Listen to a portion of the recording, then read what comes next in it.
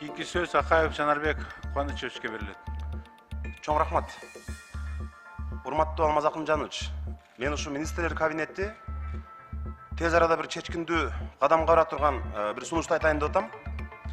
Мына бирдиктүү 8% салык Кыргызстанда коомдук тамактануучу жайлардын бир гана кирешелерин гана төмөндөтпөстөн ушу бир нече бизнестердин жабылып калуу коркунучун жаратты.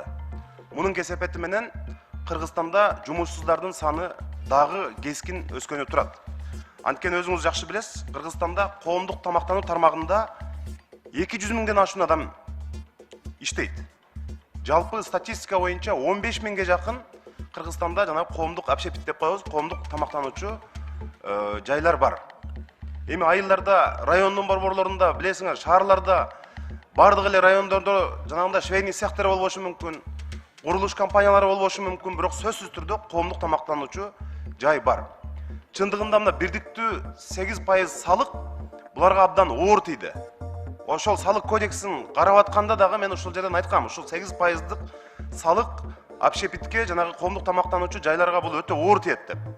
Анткени Кыргызстанда бүт ошондо кесипкөй адистердин бардыгы, жана биздин ашпозчулар, тейлөө тармагында иштегендердин бардыгы кайрадан ошо Орусияга кетип, ошолордон айлык алып, башка мамлекеттин экономикасына салым кошкону турушат.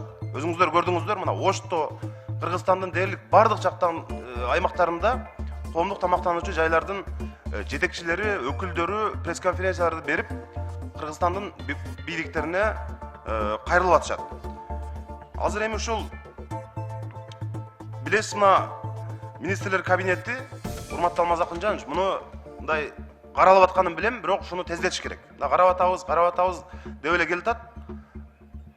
Ушуну салыкты 8% эмес, 2 же 3%га түшүрүш керек. Анткени туура жанагы көмүскө экономиканы ачыктоо саясатын баарыбыз колдойбуз. Мен дагы колдойм. Бирок биз жанагы салыктан көп акча түшүрөбүз деп атып, реалдуу салык төлөп аткан ишканалардын жабылышына алып келип, тескерисинче салыкты азайтып албашыбыз керек. Мына муну азыр 200 миңден ашык адам күтүп атат. Мына ошончо жарандын өтүнүчү. Мага келген каттар ушул боюнча. Мына 20-30 кат кайрылуулар келип атат ушул боюнча. Урматтуу депутаттар, карап бериңиздер деп. Өкмөт ушул 8% бирдиктүү салыкты общепит боюнча 2 же 3%га ашып кетсе, кайра калыбына келтирүү боюнча мыйзамды тез арада сунуштансаңыздар, жогорку кеңеш муну ыкчам карап берет деп ишенем. Чоң рахмат.